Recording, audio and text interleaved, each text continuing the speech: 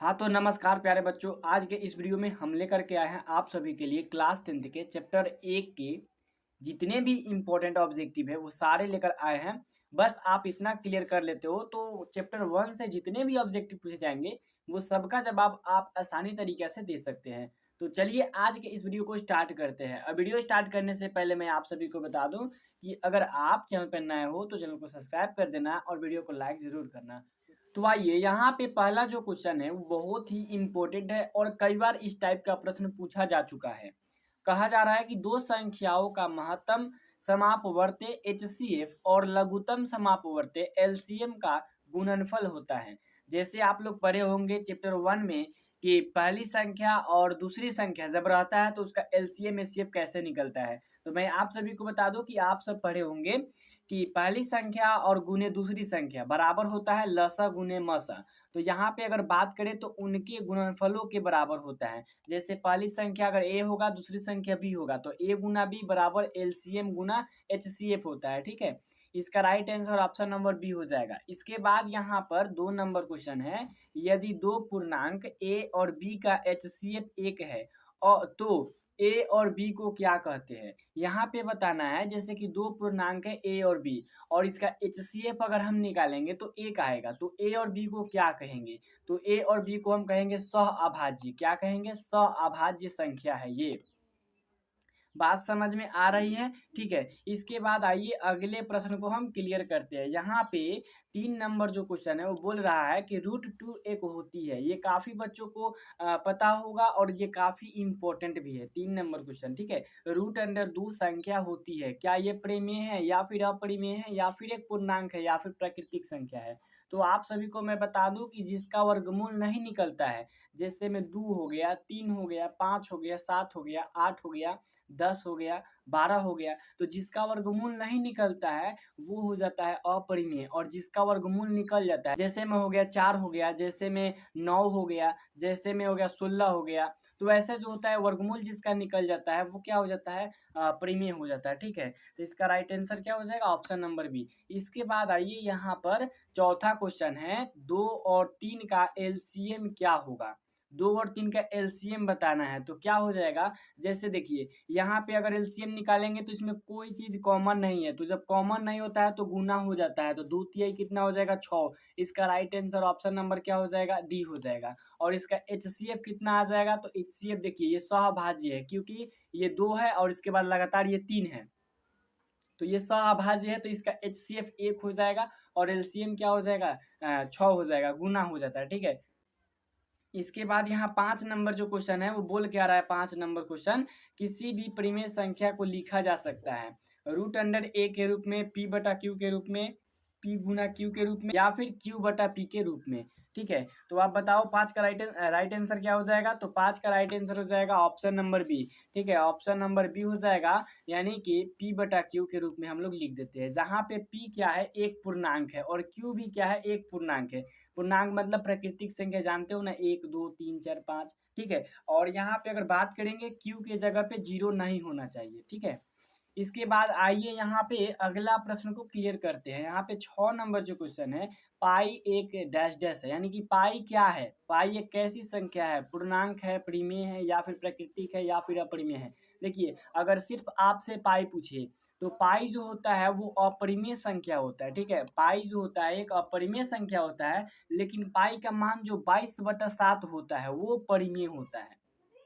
आप लोगों को मैं बता दूं कि बहुत बच्चे गलती करते हैं कि पाई का मान अगर दे दिया रहता है 22/7 तो उसको अपरिमेय मार देते हैं। वैसा आपको नहीं करना है। 22/7 जो है परिमेय है, लेकिन पाई का मान जो है वो अपरिमेय है, पाई जो है अपरिमेय है। ठीक है, इसके बाद यहाँ पे आ जाइए।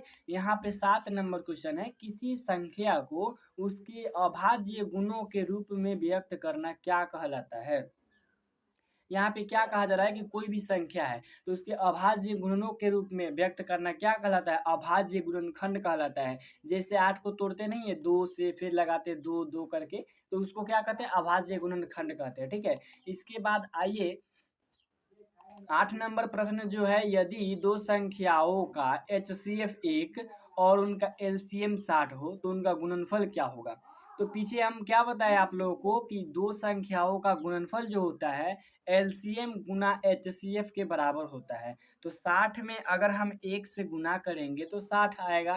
तो इसका राइट आंसर क्या हो जाएगा? ऑप्शन नंबर ए हो जाएगा। ठीक है, काफी इंपॉर्टेंट सवाल आपको बता रहे हैं। इससे ज्यादा चैप्टर 1 में आपको कुछ नहीं देखना है, बस इतना क्लियर कर लेना है। ठीक है, इसी टाइप से आपको प्रश्न पूछे जाएंगे।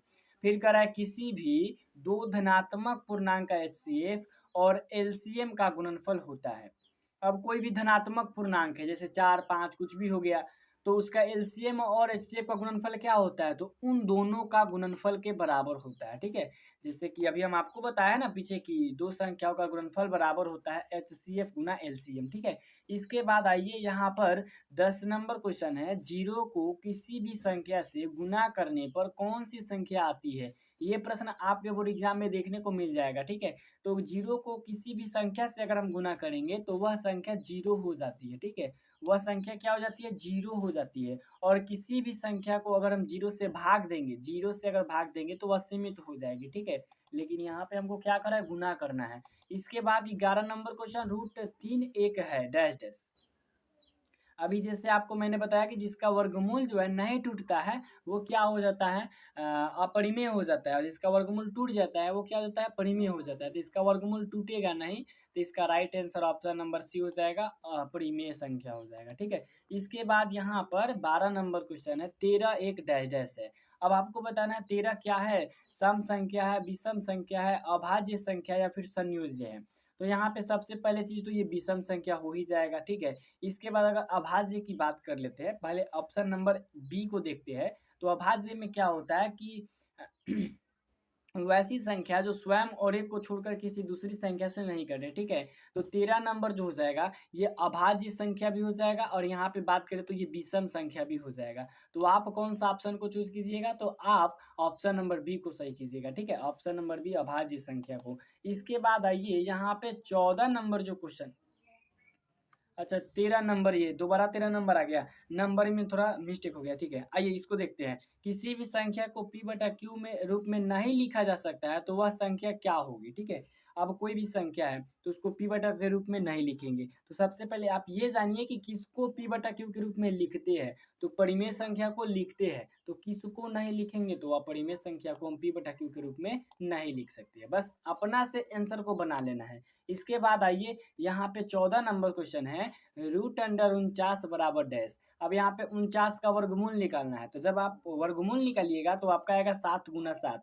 जब रूट में 7 डबल रहता है तो एक निकल जाता है। ठीक है, कोई भी संख्या अगर रूट में 2 बार रहेगा तो वो एक बार निकल जाएगा, यानी कि ये 7 आ जाएगा। इसका right answer option number C हो जाएगा। इसके बाद आइए यहाँ पे लास्ट क्वेश्चन 15 नंबर है, 7 और 9 का एचसीएफ क्या होगा? तो अभी हमने आपको क्या बताया है कि सौभाज्य क्या होता है कि जिसका एचसीएफ जो होता है एक होता है। जैसे इसका एलसीएम निकालेंगे तो कोई चीज कॉमन है ये नहीं है, तो 9 अठे कितना हो जाएगा? 9 7 63 हो जाएगा। इसका एलसीएम 63 हो जाएगा, लेकिन हमको एचसीएफ बताना है तो इसका एचसीएफ जो जाएगा एक हो जाएगा। इसका right answer option number B हो जाएगा। तो आई होप कि मेरी बात अच्छी तरीके से आप सबको समझ में आई होगी। अगर आप इतना क्लियर कर लेते हो तो आप अपने एग्जाम में चैप्टर 1 से जो भी क्वेश्चन बनेंगे उसको आप क्लियर कर लोगे। ठीक है, तो इसी के साथ मिलेंगे अगले वीडियो में, तब तक के लिए जय हिंद जय भारत।